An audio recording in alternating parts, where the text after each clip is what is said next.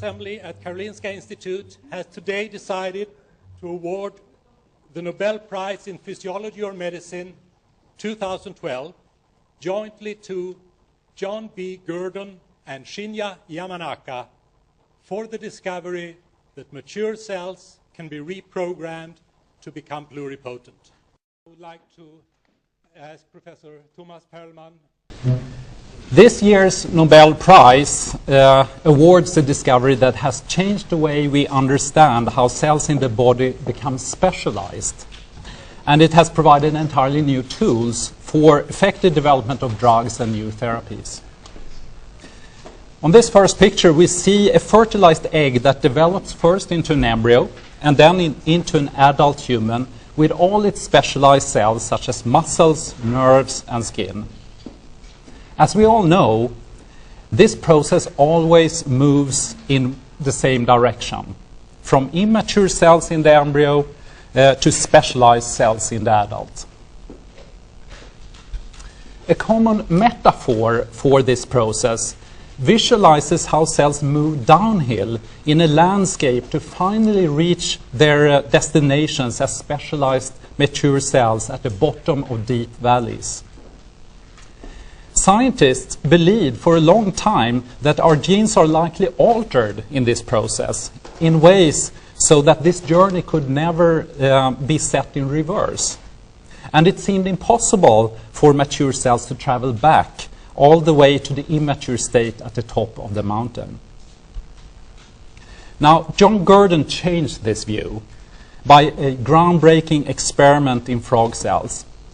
He thought that if genes, contrary to the common view, were intact in mature cells, its nucleus should be able to develop when moved into the cellular context of an egg. So he destroyed the nucleus of an egg and used a fine pipette to transfer and replace it with the nucleus from a mature intestinal cell from a tadpole. In most cases, this modified egg could not develop. But in a few cases, it developed into normal swimming tadpoles and later adult frogs. At first, many were skeptical and surprised about this result. But this paradigm-shifting discovery was confirmed, and we now know that the same experiment works to clone mammals, the first being Dolly the sheep, but later also mice, cows, pigs, and other animals. Gurdon had shown that the nucleus of a mature cell retains all genetic information that is required to generate an animal. But could this also be done in intact cells without dissecting out the cell nucleus and using a pipette like Gurdon did and placing it in an egg?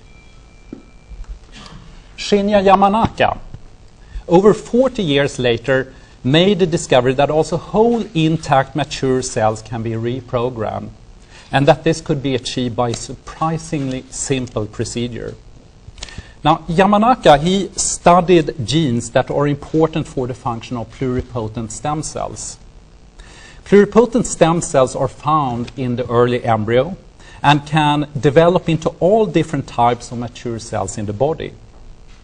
And he thought that some stem cell genes may induce pluripotency if they would be transferred into mature cells in a mouse. 24 candidate stem cell genes were selected. His target cell was a skin cell from a mouse. Now, usually scientists transfer genes into other cells one by one, but in a strikingly bold experiment, all of these 24 genes were introduced in one single step into the skin cells. And a few cells became reprogrammed into cells that could generate all the mature cells in a mouse. They had now become pluripotent. Further experiments demonstrated that only 4 genes were needed for this induction of pluripotency. He named these cells induced pluripotent stem cells, or iPS cells. The iPS cell technique is a truly groundbreaking discovery that has opened up a whole new research area in cell biology and medicine. For example, iPS cells can now be generated from patients with disease. And from these iPS cells, mature cells can be cultured so that we now have a procedure that gives access to new cell models for disorders that previously have been very difficult to study. This is a final picture that summarizes the fundamental discovery made by this year's laureates and illustrates how John Gurdon and Shinya Yamanaka reinstated pluripotency by either nuclear transfer in 1962 or by gene transfer in 2006. Thanks to these two scientists, we now know that development is not strictly a one-way street. Here, finally, we have the two laureates. To the left, John Gurdon from Great Britain, who is a professor at the University of Cambridge and the Gurdon Institute. To the right, Shinya Yamanaka, born in Japan and a professor at Kyoto University. Thank you.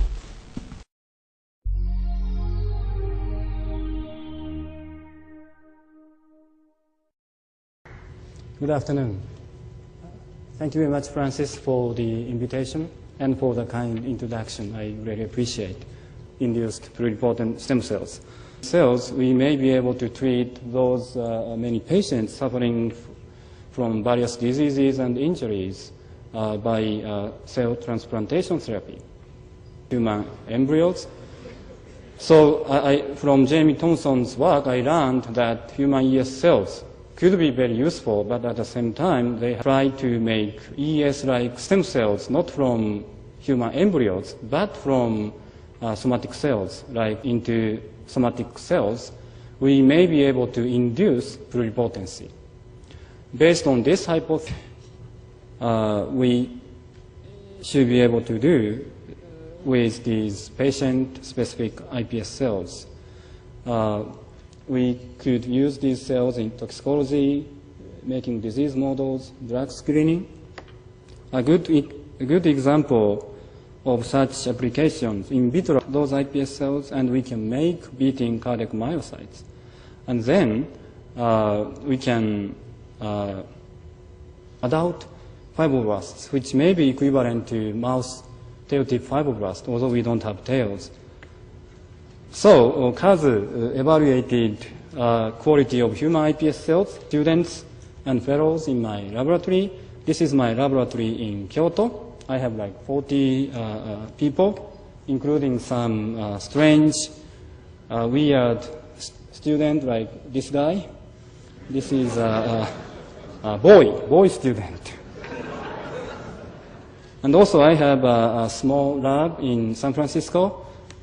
It's small, but we all have very good people in San Francisco. With this, I'd like to finish my talk, and thank you very much for your kind attention. Thank you very much again.